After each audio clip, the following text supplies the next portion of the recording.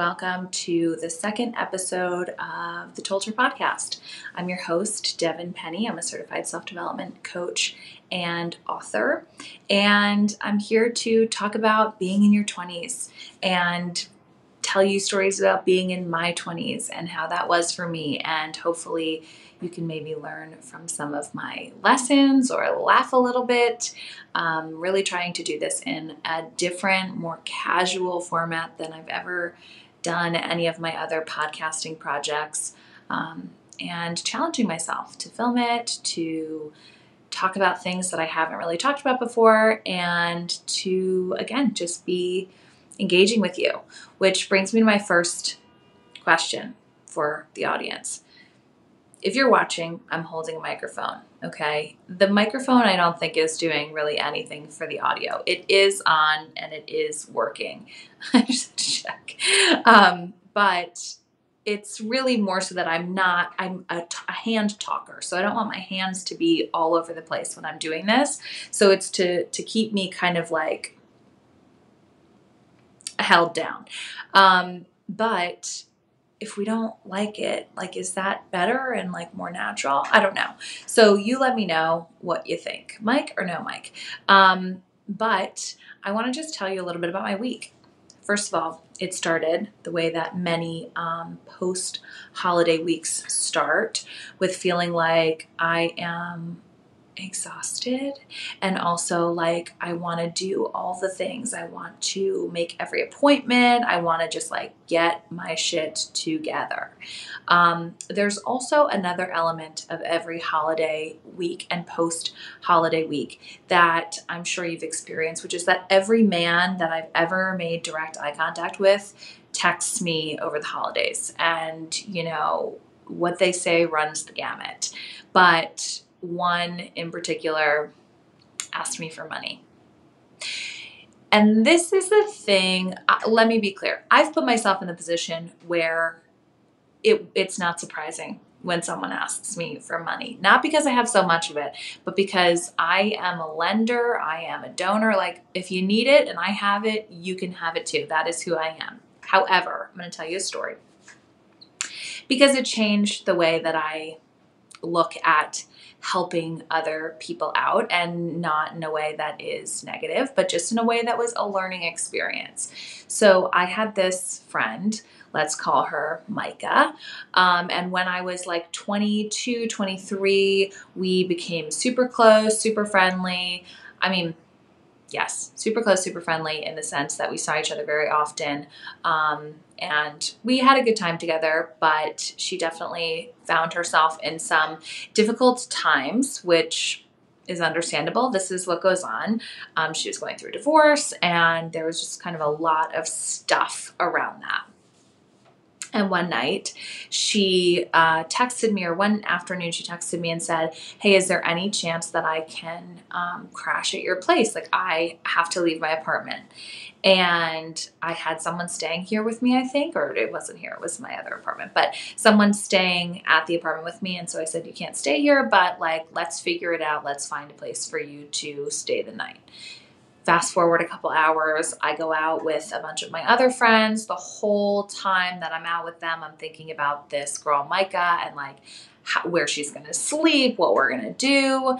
And again, like, this is who I am by nature, but it was so beyond what it is now when I was in my early 20s, and was just like, I could not handle any sort of discomfort in anyone else, because discomfort for me felt so big and so intrusive that I was totally projecting on everyone else. Like, if anybody was uncomfortable or feeling any type of way, it was my sole mission to make them more comfortable and to get them to not feel that way. That being said, I left with a plan, and I was like, okay, we're going to get you a hotel room for the night. Like, I'll come with you, you know, whatever. We get there. She puts her credit card down. Declined. Little old me. I have a card. You can put mine down. Put it down. Said to the person at the front desk, charge me for one night and then take my card off the room. Like, this is not going to be, you know, I'm not housing somebody for long periods of time. Like, this is just a temporary solution.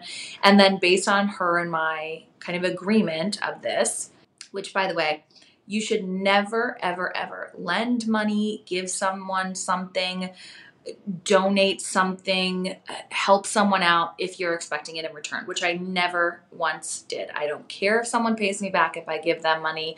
I don't care about any of that kind of stuff. But I do think that there needs to be a mutual respect and understanding of like where this money is going to, what we're doing with it, et cetera, et cetera. So our agreement was you stay at the hotel for a night, and then tomorrow come over. We'll do a bunch of different, logistical planning, and we'll get it together. We'll find you a place, or like you can go back to your parents temporarily, whatever. Following day, she gets really caught up with something else. I'm not saying she doesn't. I shouldn't air quote that, because I think that she probably had a lot going on, more than even what she was alluding to. But hear from her a couple days later. She says she's at her parents' house. Great. Okay. Sounds good. 10 days later, I get a bill from the hotel. 10 nights, 10 days, or 11 days, movies, minibar, everything. Again, this was, I never regret helping someone out if I can, ever. Even in the moment, I didn't regret it. But I was upset, understandably, right? It felt like, oh, my friend who I'm trying to be generous towards, basically stole my money. So I call the hotel, I try to dispute it, can't dispute it. Call the bank, try to dispute it, can't dispute it. Like, very crazy situation. And obviously I confronted Micah and said, like, what is the deal? Why did this happen? How did this happen? I thought we had agreed on something, and this was the arrangement and whatever. She gave me some bullshit story. And let me say this. There are going to be people who you encounter in your life who are in a period of their life that is significantly more difficult than other periods of their life have been, maybe will ever be. Like, the saying is, you're either in the shit, you've been in the shit, or you're going to be in the shit. Like, we all go through things. And I think that, unfortunately, because our society pretends that they want to be privy to the difficulty in everyone's individual life, but doesn't really actually make that much room for us to be vulnerable without judgment, etc. That many people can't just admit that, like, I'm having a really tough time and I needed to do this, or I needed to figure something else out. So I know this sounds probably naive, but truly it's been like 7-8 years and I feel this way. This was not a her problem. The honesty and the dishonesty, I should say, is a her problem. But the actual situation itself, like, this was just a desperate person in a desperate time and didn't know what to do. So, okay. That being said, fast forward to a week ago, get a text from an ex-boyfriend out of nowhere. The texts out of nowhere are not good, guys. It's never for something good. It's always for something that they need, whether it's attention or energy, or in this case, money. But if you haven't heard from someone in like months, and all of a sudden they reach out to you the week after the holidays and, call you and say whatever, it's just usually I go as far to say ignore the call. This person I have a soft spot for, so I usually answer his call. But he calls me at an inappropriate time at night. I text him and I said, "Are you okay?" The next text was, "Actually, no. I'm staying at this hotel, but they need me to put a credit card down and I don't have one." Learned my lesson. This is what your 20s are about. I tried something at 23. I tried to be a kind person to someone in a moment of distress. I tried putting my credit card down at a hotel. That was not a good thing for me. That was not a success story. So for me, alarm bells going off in my head. Again, there still is a version of myself that I have to quiet in my own brain, because if you are this person, just in general, like deeply empathetic, super people pleaser, these are all the things that I've had to work through in my 20s that now at 30, like, I don't know what it is. Everybody says this, but it is true. You're kind of just, it's not so much like you don't care anymore, because you still care, but it's just like, I've been doing this for too long. Like, to say that you've been doing something for 30 years, it's over. Like, you've done it. It's run its course. You can move on now. This is how I feel about my people pleasing, my need to make everybody else feel comfortable at all times and be in that energetic state. And honestly, have the peace within me so disrupted. So anyhow, I have to quiet this little voice that says, just give the credit card or Venmo him or whatever. And instead, I just said, you know what? Go to sleep. Turn your phone off. Go to sleep. Everything will sort itself out. Didn't respond. Again, sometimes no response is the only proper response in the moment. But yeah, there was a version of myself 100% who not only would have done something like that, but did do something like that. And that friend and I obviously couldn't stay friends. I mean, after that, to me, it was just disrespectful. And it was, again, it's always the lying. I say this to every boyfriend I've ever had. I say this to every friend. Like, you tell me the truth and then let me decide whether or not I can handle it. A lot of things don't really bother me that much. And then there are things that bother me so much that I actually can't have a relationship with someone. So, and not really the traditional things. Like, I think I said it in the last episode, but like, I had a boyfriend who cheated on me. My family was so much more upset than I was. Like, I get it. I don't think that that's the right thing to do. It also wasn't something that made me feel like any less of a good person. Like, it wasn't my mistake. I was like, okay, but I need to know these things so that I can decide whether or not it's okay to stay with you, be with you. I'm not really someone who doesn't present a safe space to have real conversations. But the asking for money situation, and I know that this happens a lot. Like, I know that this is something that happens a lot, whether it's with your family members, with friends. Like, there's a lot of lending out money in your 20s, which sounds weird because it's the time usually we all have the least amount of money. Like, when I got that charge on my credit card 7-8 years ago, I was like, oh my God. I mean, that was rent, food, like, that was not just like, oh, okay, no problem, like, on to the next. That was like a genuine difficult moment for me. That being said, I think that the people pleaser in all of us, as women especially, the caregivers, the kinds of people who want to make everyone else comfortable and put other people's needs before we put our own needs, it just doesn't work. And I'm not implying that that means you need to be greedy and, hoard things to yourself and never lend someone money if they need it, or give, someone a couple bucks, like, whatever. But I just think that we don't talk about it enough. And especially when you are not someone who has the financial stability to do so.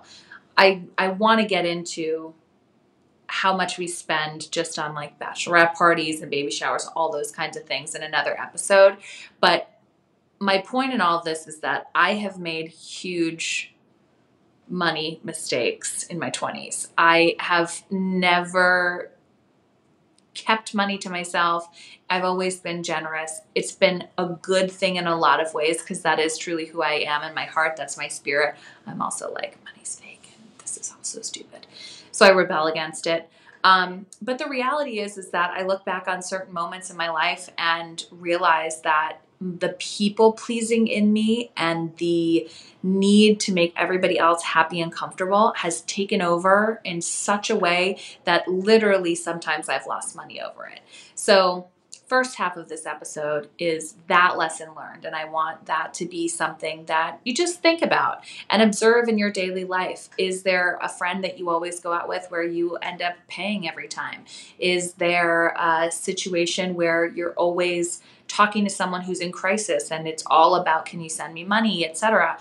It's not that we can't do that. It's not that it makes us any less nice, but I think, again, this good girl trope, and this is what you would do if you cared about me, or this is what you do if you loved me, it hits home for us because it's true. And if we had everything in the world to lend out to people, I'm sure that most of us would.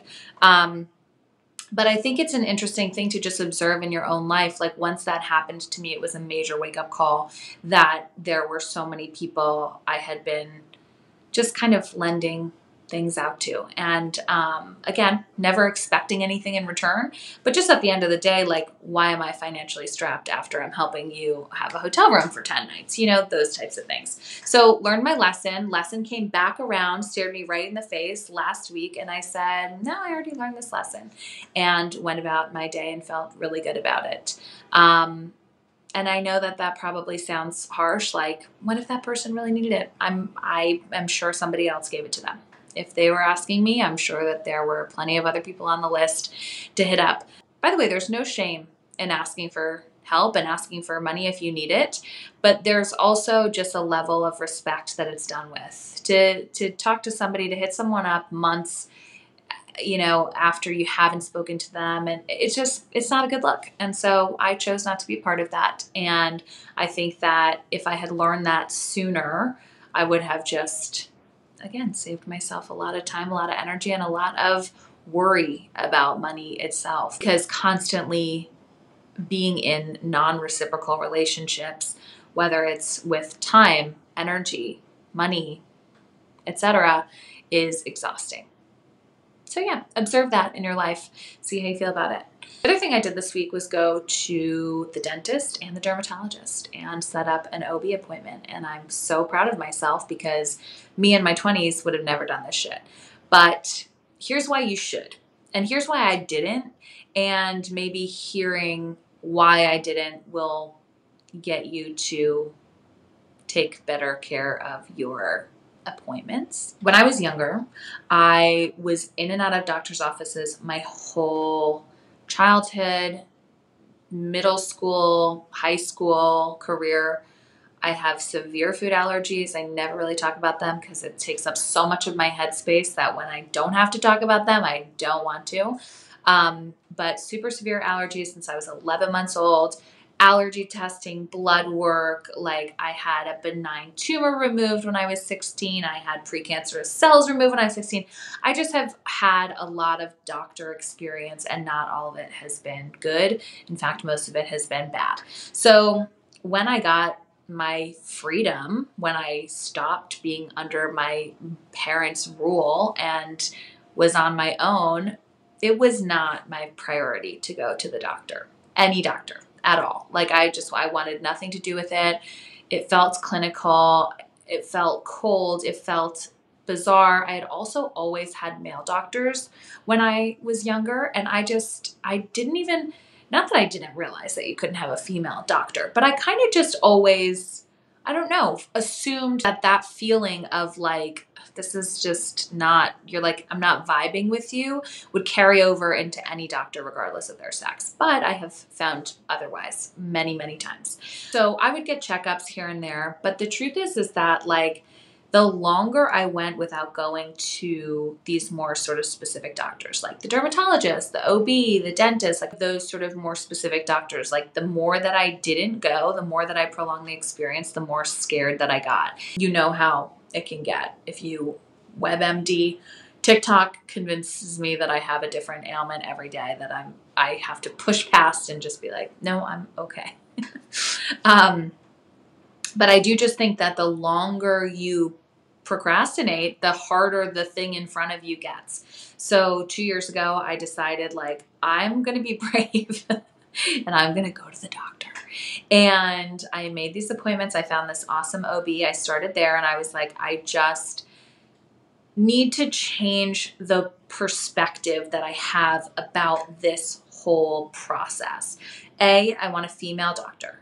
B, I'm okay with being vulnerable. I think when I was a kid, I was the kid in the room talking to a bunch of adults and the adults are feeding off of your energy as the kid. Like, how do you feel about this? Is this okay with you? Does this hurt? So I developed this like really hard shell because yes, all of it sucked. All of it hurt. Everything felt bad. I was in complete and total torture and pain 90% of the time. Like, it's not fun to get scratch tested. It's not fun to get blood work. It's not fun to get, surgeries and removals of things. Like, it's not fun. But when you're feeling, again, I grew up in a very emotionally immature household, and this is what it's done. But this perpetual understanding of I'm responsible for everybody else's feelings in the room happened for me when I was very young. So I had this very tough exterior, especially about going to doctors and doing things that truly were so unenjoyable. But that I would never really admit to it. I would never admit to being scared about anything. It just was not my nature at the time. Actually, I shouldn't say that. I think it was probably my nature. I don't think it was my nurture. So as an adult, I just made new rules for myself. Like, I'm going to be vulnerable about this. I'm also going to be my own ally and my own advocate in this. And if something is not working or if something feels wrong or whatever, like, I have autonomy. I have bodily autonomy. I can do what I want when I want. I'm an adult. I have the freedom to get up and leave at any point in time. Like, I really had to run myself through all of these things to alleviate some of the fear of just going to get a checkup. And I will never forget this because it was so significant in my life. It wasn't so significant because I was going to a doctor. It was so significant because I was taking charge of my life and taking control of my life in a different way. And with that comes a part of you that dies and that you have to grieve. And you go like, oh, no one is taking care of me anymore. Like, I'm not a little girl. I don't have someone here with me holding my hand. That's kind of sad. And you start to feel that way and you start to run through those thoughts. And then also this stepping into a newfound persona, a newfound version of yourself where you're going to do things differently. And that is unknown. Even if it's better for you, that in the moment is unknown. So again, I researched this awesome doctor. I was really confident in the practice and in her and everything. And I made a really early appointment. So I couldn't chicken out because I'm not someone who feels locked into anything, even if it means a cancellation fee or whatever else. So if I gave myself too much time to think about it or to go over things in my head, I just knew that I wasn't going to go. So I think I had like a 7:30 a.m. appointment. And I woke up and I was like, I'm going to dress in something that's like comfortable, but that I feel good in. And I hailed a cab outside of my apartment. It was a female cab driver, which is not unheard of, but I've lived here for 11 years. I could count on one hand how many female cab drivers I've had in the city, which I just kind of thought was a good omen. I took this like little lucky stone of mine that I have. It's like a jade stone. It just grounds you and like gives you good energy. And I was like, okay, if I'm scared, I'm just going to like hold the stone. I'm 28 years old at this point, by the way. Like, I'm acting like I'm 12, but there is this understanding of like, oh my God, what if you do get bad news? Or like, what if something goes wrong? Or what if the doctor isn't, appropriate or whatever else? Like, it's just kind of a weird thing and stressful. And the woman who was driving the cab said, "Are you okay?" And I said, "I'm actually so scared." And honestly, I'm not going to cry right this second. But in the moment, it was such a relief to be able to say that. And even now saying it back, like, I'm so proud of myself that I was able to get to a place where I was not only just admitting it to myself, but admitting it to somebody else. Because again, I think when you grow up in kind of an emotionally immature household or with emotionally unavailable people around you, there is a sense that you can't tell them how you're really feeling, right? Whether it means there's going to be a huge reaction from them or that there's going to be no reaction at all, which is sometimes even worse. It's hard to admit when you're not in a state of just like happiness and this is totally fun and fine. So admitting it to someone was an amazing thing. And this woman was like my total champion, my total cheerleader. the universe just puts us in situations that we need to be in. Truly, like if you're open to it and you decide to take a leap and do something that scares you, oftentimes you all of a sudden have these support systems around you that you didn't even know existed. Hence my cab driver, who was amazing. And she said to me, she said, I'm totally afraid of going to the doctors too.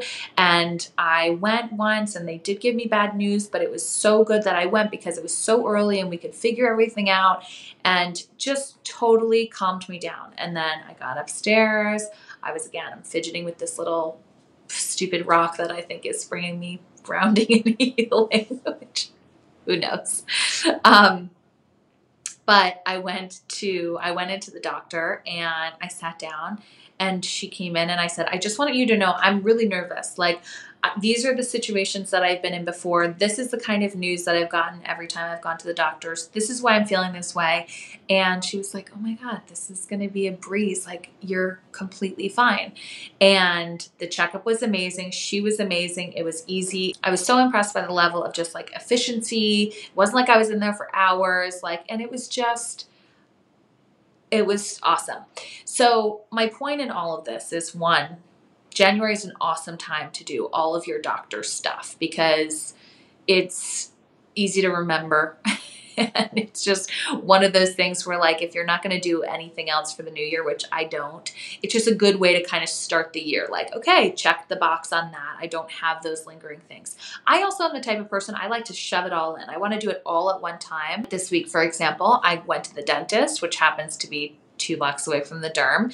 And in the meantime, got a manicure. Like, you can make it not so scary. But I also will say the biggest point in everything is really coming to an understanding that you now, as an adult in your 20s, get to be an advocate for yourself. Get to be the kind of person that you want to be, physically, emotionally, mentally. It's not about making sure that you're good for your parents or that, you're putting on a brave face so that everyone else is comfortable. It is so powerful to actually say how you feel and to identify those feelings and not just push them down. I think that people know this, but don't really realize the actual implication of it. But we are supposed to have all of these emotions and feelings. And when we suppress them or we try to ignore them, they don't go away. They just get bigger and they move into different parts of us. So at certain points in time, it ends up just bleeding out into everything in inappropriate ways even before it dissipates. So just acknowledging it in the moment and not trying to be so tough when you're not feeling tough, and just being really honest with people and vulnerable and saying, like, I'm scared right now, is such an amazing and freeing, like truly freeing part of this process and part of this journey. So those are my 2 stories. Careful with your money and go to the doctor and all the things that come with that. But yeah, those were just the 2 things that were kind of on my mind this week. And it reminded me of other situations that I had. And this is what this podcast is about. I want it to be, again, about like anecdotes about my life and things that I've gone through that I really think other people are going through, whether it's the exact same situation or a similar one.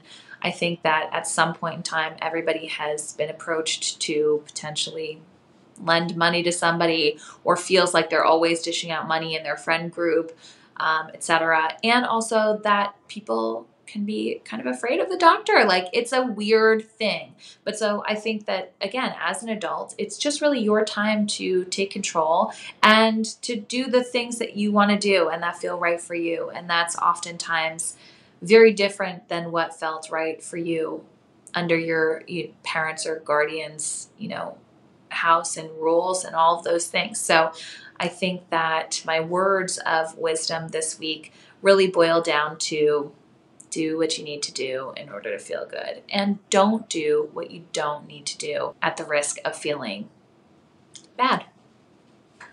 That's all. Have a great week. I'll see you next time.